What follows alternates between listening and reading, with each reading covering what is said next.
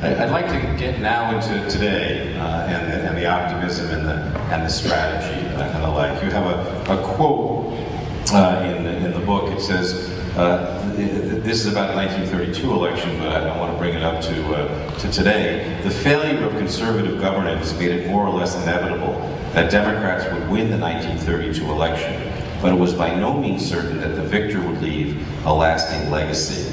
And when Bill Clinton came in to power in January 1993, the Democrats controlled both houses. And when he left, the Democrats had lost both houses and most of the states. He is seen only 10 years later as a hero, as a leader in the country, and you don't criticize him in the book, but you know there was at least a 2-year opportunity, and some would argue that there was more than that.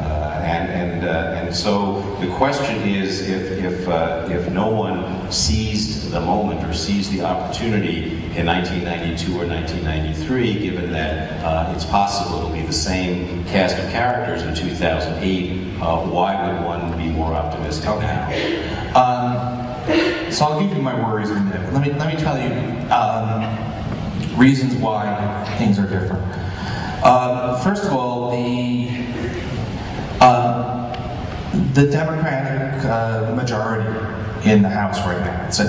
It's a paper-thin majority in the Senate, a Lieberman-thin majority in the Senate, because only a third of the senators were up for election. But the Democratic majority in the House is very different from the majority they had before the '94 election.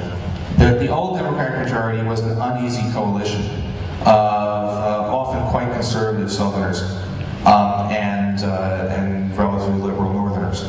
The South is now is the only region that is now strongly Republican, and the new Democratic majority is much more cohesive than it was before. Nancy Pelosi is the first female speaker, but she's also arguably the most progressive speaker the House has ever had. I know a lot of people are very disappointed with what she's been able to get done, but if you just look at her positions, it is striking. The country is different. The issues that the Republicans were able to play on, race in particular, but other things, are just much diminished. Public opinion is much more liberal than it was in 1993, 1994. So we have the possibilities for getting something done. Healthcare. It was easier to scare people about healthcare in 1993 about health reform than it would be now, because I think people now are much more convinced of the desperation of the situation. It's really amazing to go back and realize that the thrust of the defense against the Clinton healthcare plan was that our system is just fine, there are no problems. And I don't think that's going to fly this time. So the prospects are really, the possibilities are very great. Now, leadership. What do we know? Oh, and one more thing. I'm sorry, I want to say one more thing. There is a real progressive movement in the United States in a way that there was not 15 years ago. I look at what happened. There just wasn't a cohesive set of self-conscious movement behind Clinton. There was no agreement that we really needed healthcare. There wasn't an agreement on what the shape of it would be. And Clinton had no plan when he arrived in office. He didn't actually even make his first speech on what his plan would be until September 1993. This time around, you can see it's nothing like the Republican. It's nothing like the conservative movement. There's no, the money is not nearly as great. The institutions aren't as big, but there's this clear, cohesive sense of that everything running from political activism to think tanks like Center for American Progress to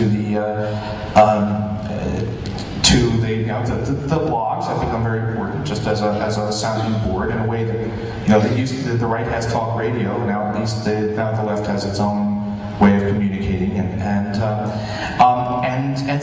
the unions,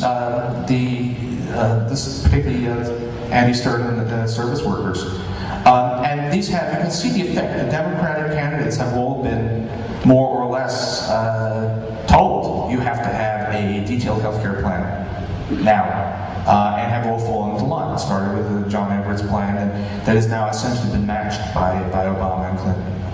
You have the policy positions being espoused by the Democratic candidates are amazingly progressive, considering where we were just a couple of years ago. So all of that's good. Question is, what about what happens after? Assuming that there's a Democrat in the White House and 56 Democratic senators and 242 Democratic representatives, then what?